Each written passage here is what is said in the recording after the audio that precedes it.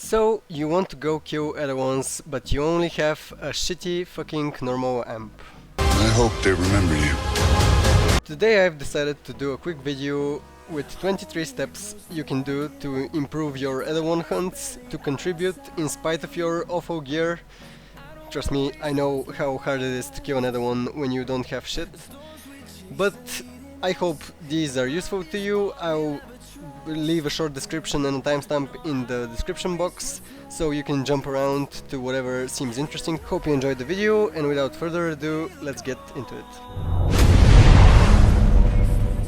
First things first, open up Google and type in PoE Clock and you'll get the first result, which is a calendar-like time schedule where you can get every single night specifically, so you know when to hunt Eidolons, because you can't obviously hunt them during the day.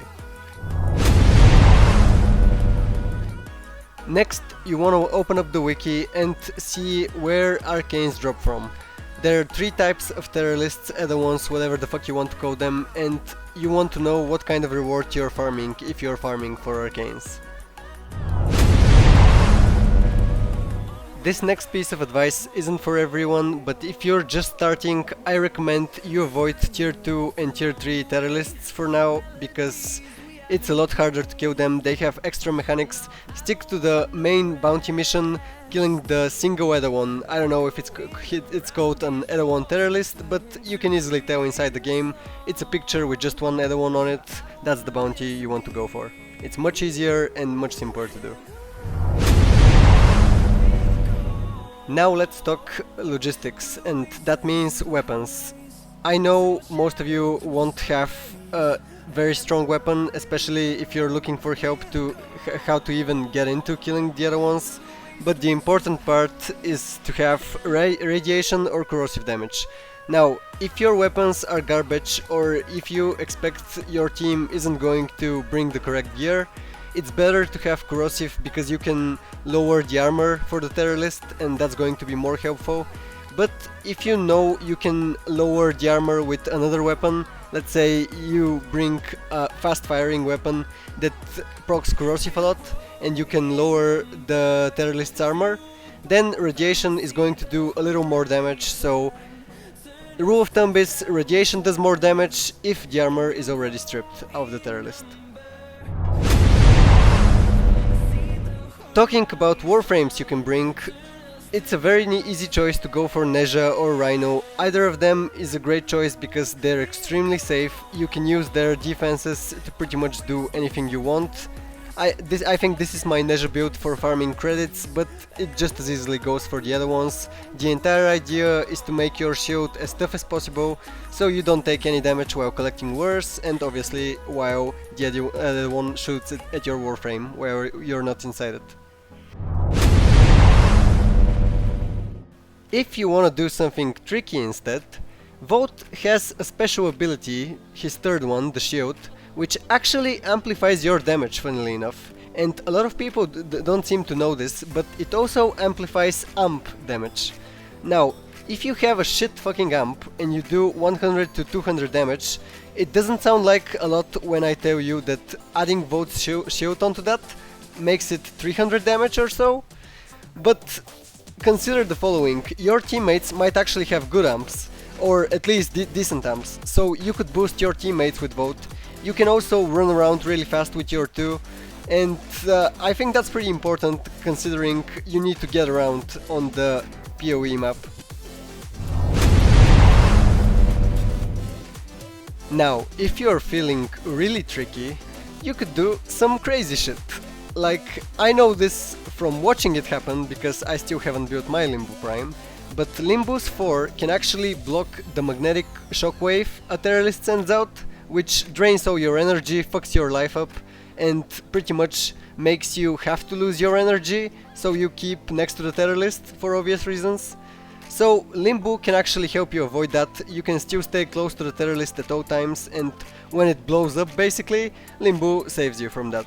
He can also pull off a lot of other tricks. I think he's a very cool Warframe to bring to another one hunt. Something I consider very important is to have an Arcwing launcher, or at worst to have a Zephyr with you. because trust me, if you get a shitty spawn or the other one teleports, you don't want to waste your fucking time searching for the other one. You need to find it as fast as possible so you can collect all your wares and get to actually fighting it. The Arcwing launchers are much better than Zephyr because Zephyr isn't the best Warframe to fight other ones, but Zephyr is basically free, as in you can freely fly around and find anything you want. So if you can't afford the Arcwing launcher yet, or you don't have the blueprint yet, I don't even remember how the fuck you get one, you can use Zephyr while you're trying to scout for your team and do supportive elements of the fight. Now, this is a pretty sad/awful point, but if your entire team is just starting and you want to play with your friends who are just starting, you might run out of ammo, you might run out of energy, and shit gets ugly fast. So if you can afford or already have these gear items, trust me, it sounds stupid, but they can actually save you a lot of fucking trouble, because the first time me and my friends actually tried to kill the other ones, we ran out of fucking everything because we didn't understand how the fuck to kill another one. So these actually helped us out a lot. Seems like a silly point to make, but you never know who's listening. As soon as you get into the mission, the first thing you should do is find the other one and mark it. That's the #1 priority, so everyone on the entire team knows where the fuck it is. And not everyone has an Arcwing or Zephyr, so you should make it your first priority to find the other one.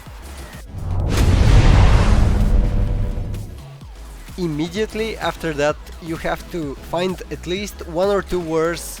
Those are the special fucking scout-like creatures you one-shot and then hack, and then bring them next to the other one. This step is pretty obvious to pretty much anyone who's ever killed another one, but if you haven't, after getting the wares, you have to actually activate them. They're small ghost-like creatures flying around and shooting at them. You have to kill them so the other one can, not the other one, the fucking were can feed off of it and become blue. If your were is still yellow, has a yellow guard symbol on it, it has to become blue so you know it's activated. After you destroy the other one's shields, the purple part of its HP bar, you have to focus one of 4 parts. I'm strictly talking about the first other one. So look at what your team is shooting at. You have to focus one part, because any damage you do outside of the part your team is going to destroy just gets removed. So it doesn't matter if you get all of its parts really low. The only part that's going to die and actually lose all the HP is the part your team focuses on and kills first. So everyone shoot the left leg, everyone shoot the right leg are great tactics, so to speak, to have. So you want to kill a part as fast as possible before the other one can regain some of its shields. After you kill another one's body part, you have to make sure you stay next to the other one with an active war so it doesn't teleport, because sometimes it teleports a short distance, but other times it teleports on the other side of the fucking map. And you're going to lose so much time of the night chasing down the other one if you don't do this. So always make sure you've already activated at least one war to stop the other one from teleporting. Assuming you've already killed all 4 parts of the other one and now are finishing it up, always make sure to have 2 active lures in range of the boss, close proximity range, when you kill the boss, because if it dies regardless without your wares, you're not going to capture it and it's going to affect your rewards. A common misconception is that you need an amazing amp to actually contribute, but one of the easiest things you can do with the shittest amp in the game is clear out the small little hewers, the ones that keep fucking with your wares, the ones that keep giving the other one extra shields when you're not paying attention, and the ones the other one is going to call at himself after you kill the 4th body part. So the easiest thing you can do with your amp, even if you do no fucking damage, is to kill the small little hewers, so nothing can heal it and you're contributing to your team. This next point should be pretty obvious if you've ever played, but if you haven't, when you see the other one about to stomp, you're supposed to jump, because otherwise the shockwave pushes you 500 meters away. And if you see him about to slam down with his hand, you enter your Tenno form and go into invulnerability by ducking. You become invisible, untargetable, and you just wait out his massive AoE. Speaking of being in Tenno form, always make sure to proc your Zenurik circle, because not everyone has high level Zenurik. If your Zenurik proc is pretty good, make sure to spread the love with your team. They could use the energy, you could use the energy, it never hurts to have one running. Another thing you can do, if you have a pretty shit fucking camp, is quickly note which of your team members actually have good amps and are contributing to the fight, and make sure if they ever get hit to revive them as your #1 priority, because it doesn't matter if you keep tickling the other one for 50 to 100 damage when you can revive someone who can do 1000 damage per hit. This next point is pretty important if you're ever going to go hunt tier 2 and tier 3 Eidolons. This is the mission with O3 Eidolons, where you have to kill O3 to complete it, the bounty. Always make sure you don't actually revive yourself when you go down on the first Eidolon, because you're going to need those revives, trust me, on the tier 2 Eidolon and especially the tier 3 Eidolon. You want to have as many revives available as possible, because if you run out of revives, I think you lose all your rewards, some kind of shit like that. If you end up facing the second Eidolon, the one that's red and yellow, I don't know what the fuck it's called, it actually does a pretty disgusting fucking spell which pushes you out. It's like the slam, but also has a giant dome around it. You always want to stay within the dome, because if you find yourself outside of the dome, for example if you're collecting wars, you're going to get fucking killed and no one will be able to revive you, meaning you have to burn one of your revives for pretty much nothing.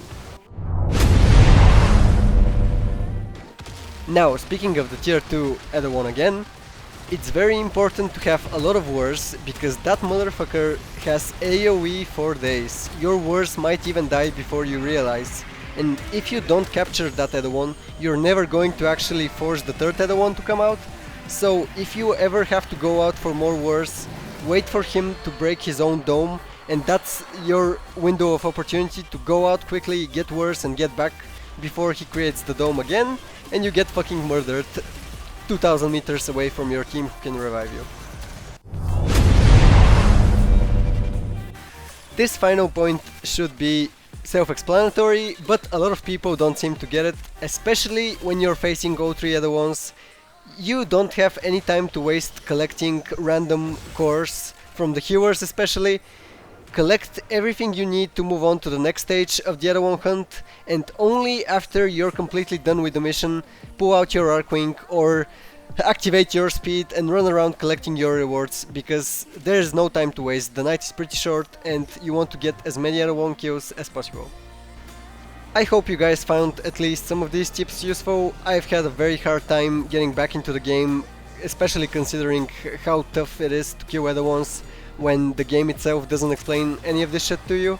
So I really hope some of these tips were helpful to you. Good luck killing Eidolons and see you on the battlefield.